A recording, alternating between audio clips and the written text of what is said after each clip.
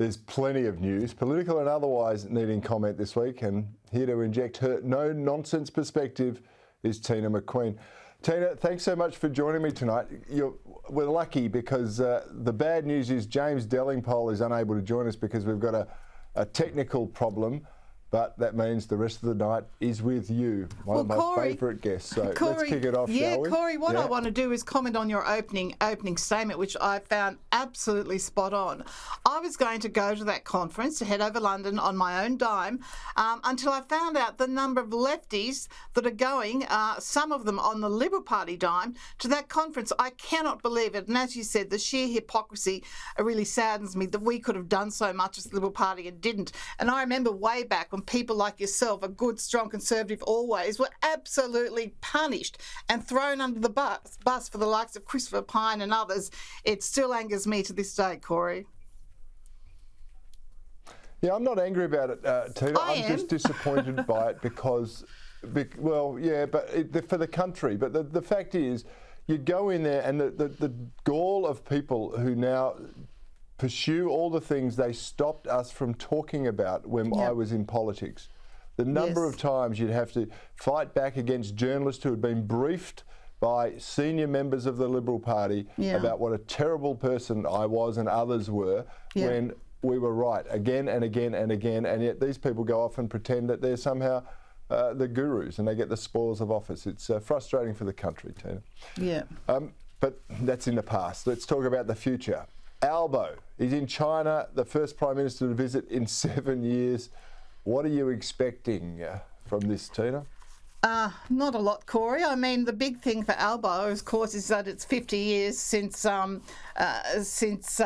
Whitlam had been there, so that's his big claim to fame. I'm hoping we can get something out of it, but, you know, he's seen the damage that can happen to a government when China is angry with you. Look what they did to poor old ScoMo in Australia during that period.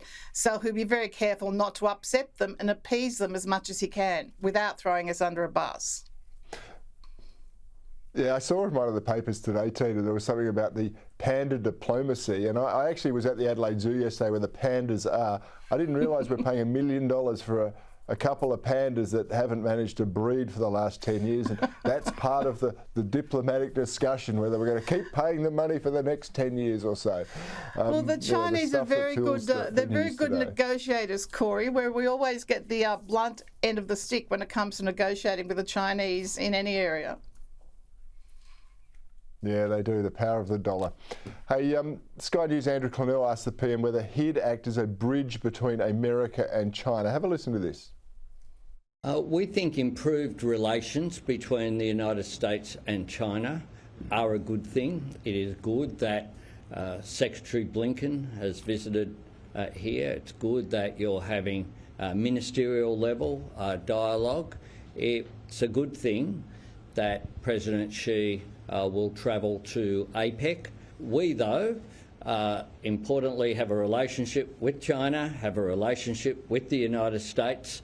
It's important that they talk to each other, and I don't think that they need an intermediary to do so. The important thing about Australia's relationship, and something that my government has brought to our international relations, is we say the same thing to the same people in a consistent way. That's how you develop trust.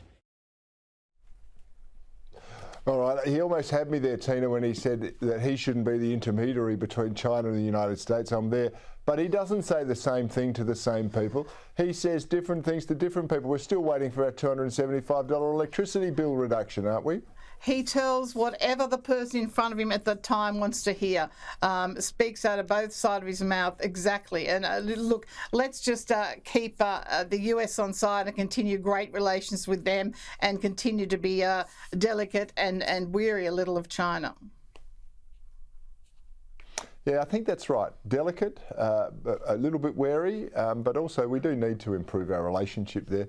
The Prime Minister said it was going to happen by being patient and deliberate. Now, I took that as a bit of a dig at Scott Morrison, the former coalition government. Do you reckon it was?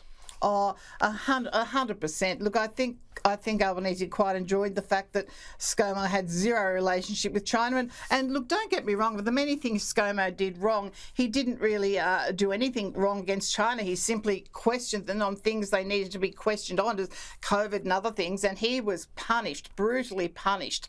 And I think Labor sat back and enjoyed that and looked forward to making amends after that tortured relationship when they were in government, which they're trying to do now. And like you said, it's good for the country, you know. Yeah, I supported ScoMo on being strong on that. I thought it was one of the few things that he did that was actually worthwhile. Hey, the cost of living continues to be a big issue. The Prime Minister seems to be ignoring it, but some pundits predict interest rates are going to rise on Tuesday. Well, there's new data out that shows that 12% of Australians are behind on their mortgage payments. Now, if interest rates go up, that's going to only get worse, isn't it? Oh, it sure is, Cory. And look, if the interest rate go up on Tuesday, this could be the straw that breaks the camel's back. There's a lot of people just surviving at the moment, Another interest rate may just tip them over. So that 12% could go up to 20% in a heartbeat. Look, Albanese hasn't had a lot of interest in cost of living. He's been too obsessed with The Voice. But now I think he realised how hard Australians are being hit. Yeah, and this is the challenge. Jim Chalmers was accused of jawboning the RBA to stop another rate rise. But Labor doesn't really seem to have any answers on this cost of living crisis. What do you think they should be doing? What's the most pressing thing they can do to help Australians right now? Well, I mean, there's a lot of pressing things, but big picture, immigration is a big problem. I mean, we're just going crazy with immigration at the moment. Energy prices. I mean, I think they're finally realising the net zero pipe dream can never be achieved.